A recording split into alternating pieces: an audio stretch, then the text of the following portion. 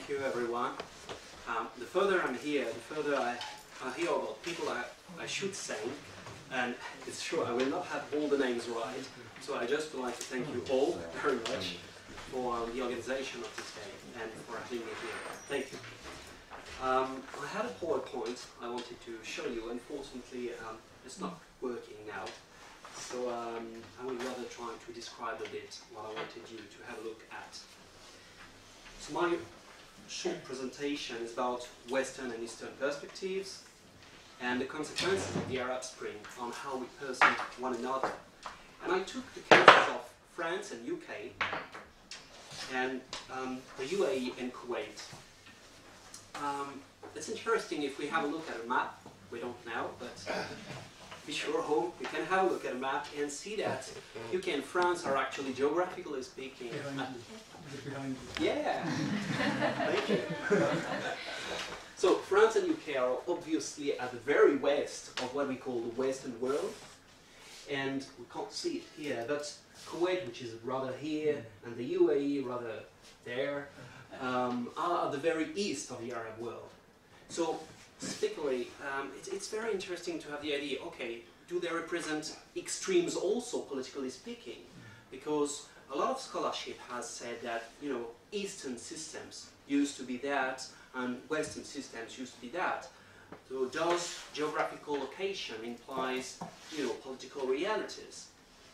So I will have a short plan to answer about this and answer to the more, you know, interesting issue of perceptions. And I would like first, in the first part, to speak about the revolutions in the Arab world and how academia had it completely wrong. Then speak about France and UK and the common 4S, what I call the common 4S. And then speak about Kuwait and UAE and the fact that they had different systems actually, but only slightly different reactions to the Arab Spring. So my first point is about, you know, these revolutions in the Arab world. And I put a question mark like, are there revolutions in the Arab world? Is it possible? And how academia, how expertise had it wrong until then? There were, generally speaking, two main dominating schools, academic schools, that could explain the lack of democracy and individual freedom and liberties in the Arab world. The first one was something I could label the cultural approach, and this was built upon the idea that the Arab political culture, as well as Islam, could not open itself to foreign or new ideas, including democracy. That it was rather static, not dynamic, it was rather close, and it was a sort of xenophobic system of thinking. This cultural approach, of course, we can refer to Bernard Lewis in the United States, who think that Islam cannot permit to think critically and to have philosophical rethinking of its system, roughly speaking. It's also then, of course, Samuel Huntington, you mentioned very well the Clash of Civilization. So Huntington actually never did any field work. It's very interesting in a Muslim country. And very interestingly, his book, The Clash of Civilization, is very much on culture and how it impacts politics. So for someone who's never done any anthropological fieldwork, I find it quite interesting. It's like me speaking about skyrocket science and having never studied the issue. Anyway, he wrote that book, which has had a tremendous influence over academic debates, and then it trickled down through the media to the general mainstream populations. And the everyday Joe, if I may say, or the everyday Ahmed in the Arab world, tend to have an idea of a very different West and a very different East. Of course, this is much older than Huntington, and we can find in writings of Marx, for instance, the idea of an Asiatic mode of production, the idea of Oriental despotism, ideas that the way states are in the East, which is a very vague definition, a very vague notion, tend to be despotic, autocratic, because of the mode of production. And this trickles to the second point, the second school, which is political economy. This is a materialistic approach, the idea that actually the Arab world is not foreign to democracy because of its culture. It's because of its modes of production. It's because nowadays in the Arab world there is rentierism. Roughly speaking, rentierism is the fact that you depend, economically speaking, and then for running your state on a foreign rent. It can be oil and gas, very obvious. It can be also services like tourism. So you depend on external revenues for your activity. So these two main schools, the one of political economy with rentierism and the one of cultural approach, used to say, unless you change the culture, unless, and very deeply, so the Arab political culture, and unless you change Islam very much, it was the idea that there was a need of a reform of the Quran. It was heard many times. And on the other hand, the idea that unless you change the political economy, you have no rent anymore. You cannot have any democracy. Structurally, it's impossible. That was, generally speaking, where academia stopped. And I include myself in it. There are other schools, and we could think about developments. We were witnessing before the Arab Spring some changes. Some persons mentioned the AKP in Turkey, but in the Arab world, I will mention Kuwait, very interestingly, but also Bahrain, which is a country where there is a thriving democratic life, which has been unfortunately stopped by the Arab Spring. So we can see that in terms of impact, the Arab Spring was not only positive. But on this issue of the academic literature, the main point is none of the main schools could explain the Arab Spring, nor could forecast it. Now if we have a look at France and UK, I say that despite different backgrounds, be they historical, be they in terms of political structure, and even in terms of political philosophy, we have a monarchy, a parliamentary monarchy, and we have a republic. And in France, you probably know that our last kings. So, two different models. Nevertheless, they were rather common reactions to the Arab Spring. What I call the 4S. So, surprise, initially. Slow enthusiasm. First, we didn't know what was really going on. Even myself, I was really surprised when I heard that there were some demonstrations in Tunisia. I thought, wow, they're very brave, but where is it going? To bloodbath or what? It was a very tough regime indeed. The third S is support. Because rapidly people understood that, okay, people are fighting against a regime which is deeply oppressive. It is a military regime in Egypt. In Tunisia, it was a police-led regime. But in both cases, these were not legitimate polities that were in place, and people power was fighting it. So after a period of surprise, people began to be enthusiastic about it, and the third S was support. Support by the people, writing to the ministers in France, in UK. Very interestingly, I remember once I received an email which was saying, please call our Ministry of Foreign Affairs, will help for the Arab democracies to, to have pressure upon them so that they do not kill the demonstrators. And interestingly enough, when I called, they had received so much phone calls that they were saying, okay, we can't receive it anymore, that's fine. That's about this Arab country, thank you. So there was a real popular movement also in these Western countries. Nevertheless, the 4S of this common answer, this common response to the Arab Spring is suspicion. And if we have a look at polls, opinion polls, which were conducted in Europe, for instance, we can see that there is a widespread concern about Islamic extremism again. So, in the back of our head, we like what is going on, but in the back of our head, we're a bit afraid of it. Okay, what's going to come out of this? And I would like to say that I'm too young to remember it, but when the Shah was toppled, A lot of people in the West were very enthusiastic about the revolution in Iran, and as French, we got it completely wrong. I mean, some would say we got it completely right, but actually we supported very much the revolution against the Shah. He was a despot, very much. And though I do not like very much what came after it, I have to acknowledge he was a despot. We were happy when he was toppled. It seemed to be very popular, very genuine, very from the grassroots. So we were seeing through these revolutions what we had in France centuries ago about our own revolution. So we were very enthusiastic. But it explains why, because we were very disappointed with Iran, why today we are careful about these revolutions in Tunisia, in Egypt, Syria, in Libya, and so on and so forth. About Libya, there is something also very interesting. It's that, unlike Tunisia and Egypt, Libya seems to have really polarized the public opinions.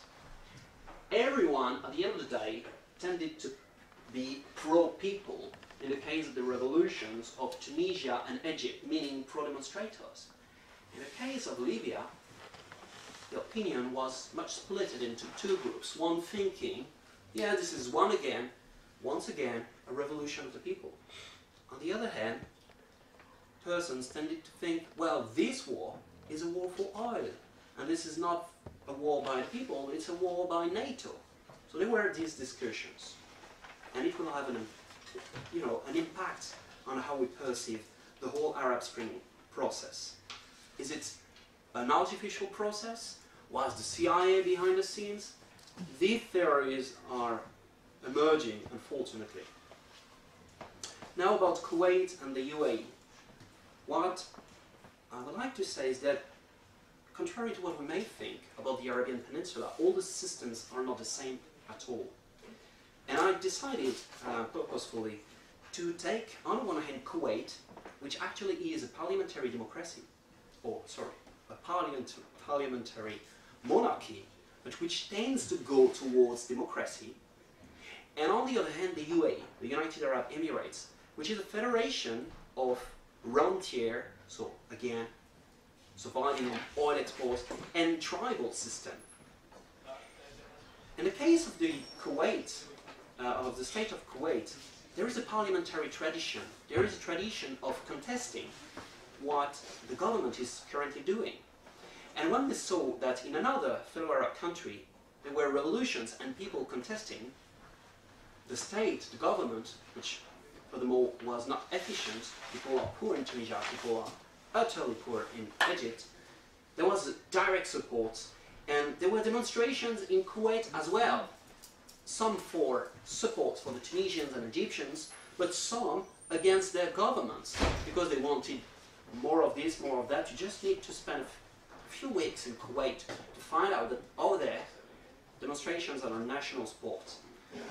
People go in the street for a lot of things, it's just unbelievable. And they have a thriving parliament, very active, with different groups.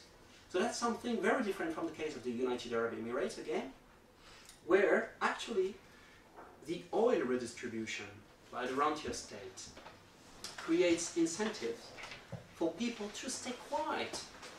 I'm going to give you a very simple example. Imagine you have a kid who is 22 years old. He's finished his master's degree, fine. And you want for him a good job. He's finished his studies. Well, then you knock at the door of someone of the ruling family or a representative of him, because these are small polities. You know, we're speaking about, what, 1 million people, 1 million persons, with huge revenues. And you can have access to these decision makers. And then you say, well, I have a son, he's done his master's degree, here is his CV, could you help him for something? And the person will say, we're going to see what it is, what we can do. And guess what? In the UAE, more than 90% of the population, the native population, works for the state. More than 90%. Actually, I think the statistic is something like 92%. Depends on the way you calculate it. You know, some agencies are considered once as state-owned or not. It depends on that. But more than 90% work for the state. Why? Because the state wants to keep people quiet by giving them jobs. And sometimes they don't have anything to do. I suppose most of us have gone to these, developing countries where we see in some ministries or agencies a lot of people working, not working, and so on.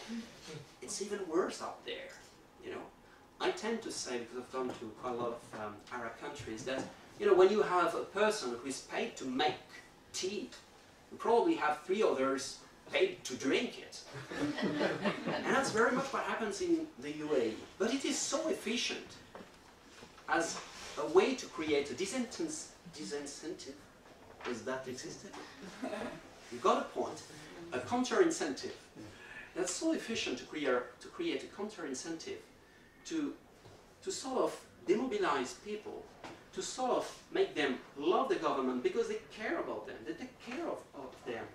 That in the end of the day, when the Arab Spring came, the populations had some solidarity with Tunisia and Egypt.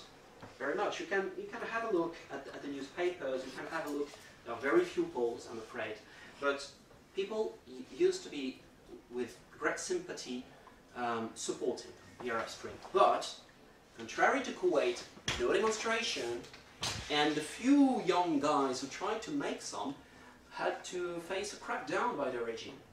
And a few persons, probably 2 or 3 bloggers, he even went to see the Mukhabarat, the service of, the internal police, and some had to go to jail. So we're not speaking about a lot of people, but for these small societies, bloggers, journalists, intellectuals, some had to face the repression by the regime. I have to say, this regime, I know it very well because not very long before the beginning of the Arab Spring, I was invited to the UAE because I had worked for the Ministry of Defense, as you mentioned, and they wanted an advisor for the Ministry of Foreign Affairs of that country, which was Sheikh Abdullah bin Zayed al Nahyan, and they wanted me to be a military advisor to them. And for reasons, ethical reasons, on ethical ground, I ended up refusing the thing, wanted terrible policy for Afghanistan, but it helped me to go into the Ministry of Foreign Affairs, and there I found out that beyond the fact that there are many people who are paid to do nothing, they are very afraid of the destabilization of their regime and of the Gulf, small Gulf countries, for the interest of Iran. Because we have to keep in mind, we don't have a map here showing it, but the small countries, Qatar, Bahrain, UAE, Kuwait, they are just between big Saudi Arabia and big Iran. And they are very afraid of being invaded by one or another. And one just needs to remember that Kuwait was invaded by Iraq. And had not the international community come, well, Kuwait would be, a region of nowadays Iraq. And some islands, roughly the size, slightly smaller, of Bahrain, some islands from the United Arab Emirates were invaded by Iran.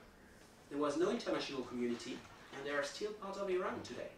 These were in the beginning of the 1970s. So this is why, because it was mentioned at the very beginning by Jörn, I think, this is why the UAE, as well as Saudi Arabia, sent some troops to Bahrain, because they were very afraid of Iran taking over, sending agents so that they pilot the revolution and then take over this island again. That could have been the 3rd island, because 2 from the United Arab Emirates had been taken over. Anyway, what I wanted to show here is that the Arab public opinions of both Kuwait and the United Arab Emirates, despite very different backgrounds, tended to support the people. Now the regimes, on the other hand, had, a great fear of these revolutions, as we can imagine. And my conclusions are very simple. Is that first, the Arab Spring revolutions did not fit in the literature, in the academic literature theories. Did not work. A second point is that the reactions of both Kuwait and the UAE were not completely similar due to different political cultures. There were some demonstrations in Kuwait, there were not, absolutely not in the UAE. So again, that tends to discredit the literature. Because if you read Huntington, you know, there is a Neist, and there is a Muslim kind of state. Well, it is actually not true. On the ground, realities show it is not true. And the reactions show it was not true either. In the context of political affairs, it does not work. So all this significantly discredits the current literature.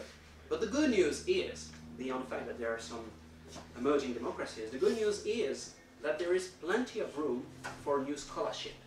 And so guys, welcome to the world of academia. We have a lot of things to do.